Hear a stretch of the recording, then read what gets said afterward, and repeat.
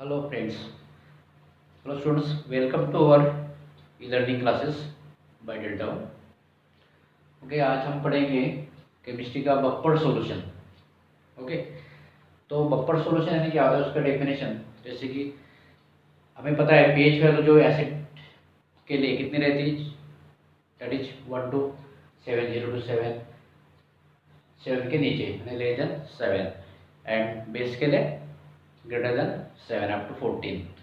तो उस प्रकार से पीएच वैल्यू जो है, कोई भी सॉल्यूशन की अगर पीएच वैल्यू रजिस्ट होती है, प्रिवेंट होती है, यानी उसकी वैल्यू नहीं, पीएच वैल्यू नहीं बढ़ेगी, even after addition of small amount of strong acid, strong base और वाटर।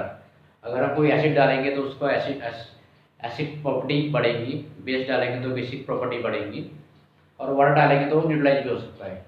तो लेकिन ऐसा नहीं होगा, उसकी वैल्यू क्या है, रजिस्ट होगी, प्रिवेंट होगी pH value of solution even after addition of the strong base or strong acid or water। Okay, तो इस प्रकार से बफर सॉल्यूशन के टाइप से तो acidic buffer solution and basic buffer solution.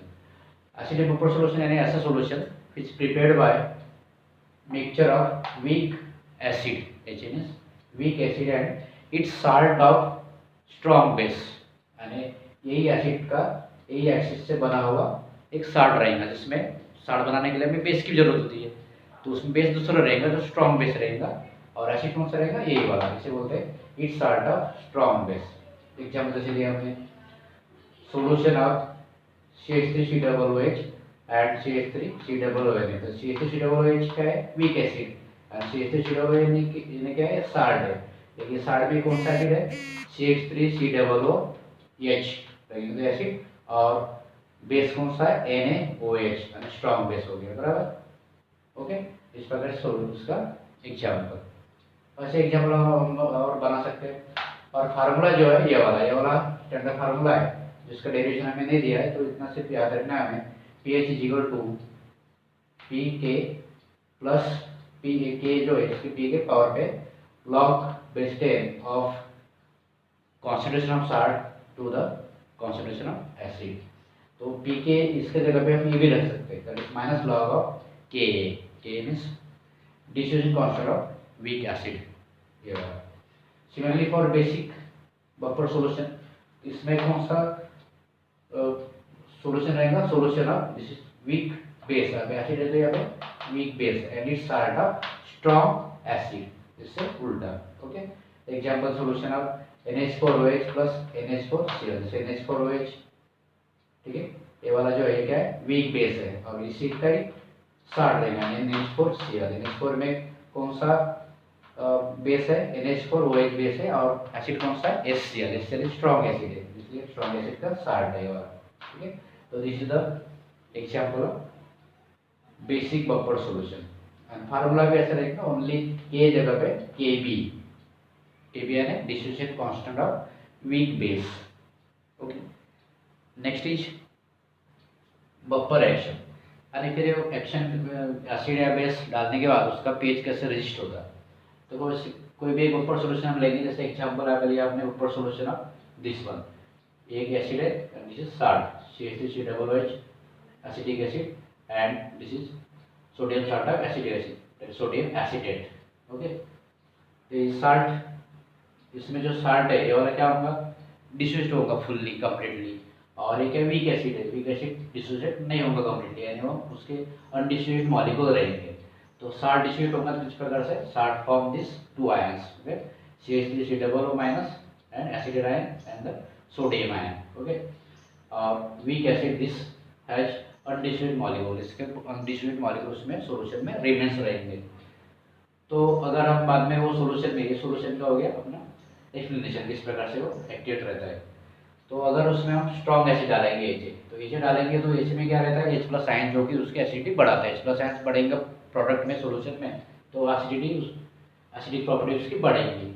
लेकिन ये H प्लस आयन जो एसिड के है वो कंबाइन हो जाते हैं किसके साथ, ये जो पहले से यहाँ पे जो आयन्स फॉर्म हुए सोडियम एसिड से, ये साल्ट से, तो उसके साथ कंबाइन हो जाते हो और फॉर्म करते हैं CH3COOH मॉलिक्यूल्स फॉर्म करते हैं, जो कि उसमें और जमा रहेंगे, माने प्रोडक्ट में फिर यहाँ पे कुछ दिख रहा है हमें H प्लस आयंस नहीं, मतलब एसिड पीएच वैल्यू उसकी रजिस्ट होगी, पीएच वैल्यू में कोई चेंज नहीं होगा। अगर हम बेस डालते हैं तो बेस डालेंगे तो बेस में कौन सा आंसर रहता है, OH माइनस। तो OH minus OH minus ion जो है हाइड्रोक्सिल आयन, ये कंबाइन होते हैं, जो कि यहाँ पे हमारे यहाँ पे ये जो अनडिस्ट्रिब्यूटेड मॉलिक्यूल रहेंगे सॉल्यूशन में, वेपर सॉल्यूशन में, उसके साथ। और फॉर्म क्या करते हो, C3COO माइनस है वाटर। और यहाँ पे भी है उसने OH आयन जो है वो रिमेन्स एसिड बेस डालने के बाद सॉल्यूशन में दिख रहे क्या पे प्रोडक्ट में नहीं, इसका मतलब OH माइनस आयन जो वहाँ पे नहीं जमा हो रहा है, मतलब pH वाले में कोई चेंज नहीं आएगा। दस बोथ केस में हम pH वालों रेस्ट कर रहे हैं, प्रिवेंट कर रहे हैं, उसमें कोई चेंज नहीं आएगा। इसका मतलब बफर सॉल्यूशन, बफर का मतलब आप समझते होंगे, यानी कोई धक्का नहीं लगा, जैसे कि मतलब साइकिल को या फिर गाड़ी को बफर रहता, शॉक बोली तो उसको, तो हमको रजिस्ट करता है। कोई भी रोड पे कुछ खड्डा वगैरह है तो उसमें वो हमें ज़्यादा परेशानी नहीं रहता, हमें प्रिवेंट करता है। तो ऐसे ये pH वाला प्रिवेंट करने वाला सोल्यूशन है बफर सोल्यूशन। ओके, तो इसका प्रॉपर्टीज ऑफ बफर सोल्यूशन, ये तीन प्रॉपर्टीज हो। तो pH value of this buffer solution does not change. पहला है by adding small amount of strong acid और स्ट्रॉन्ग बेस और ऑन डाइल्यूशन और when it is kept for long time also. तीनों केस में उसका pH value does not change. This is the property of buffer solution.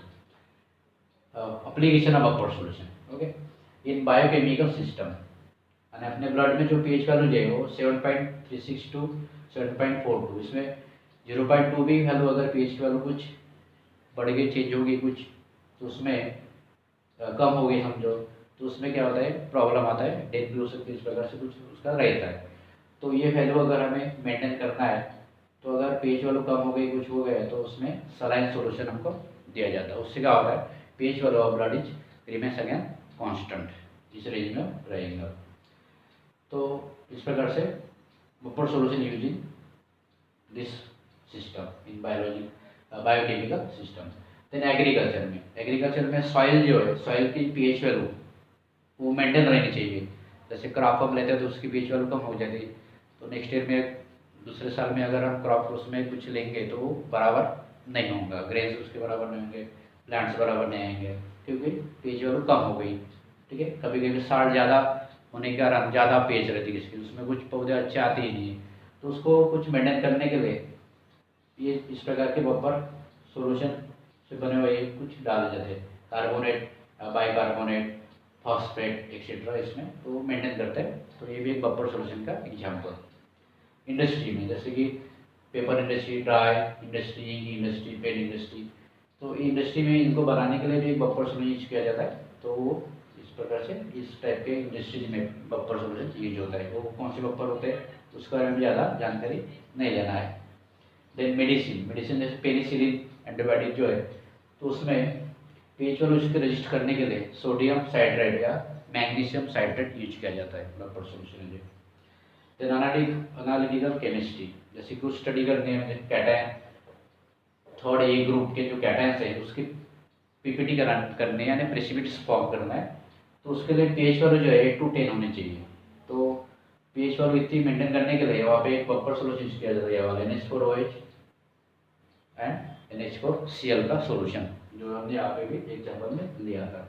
Okay, यहाँ पे तो वही वाला यहाँ पे यूज हो रहा है। ओके बच्चों, तो इस प्रकार से बफर सॉल्यूशन हम यहाँ पे टॉपिक डिस्कस किए। अभी नेक्स्ट क्लास में हम नेक्स्ट टॉपिक लेंगे। Till then goodbye. Okay.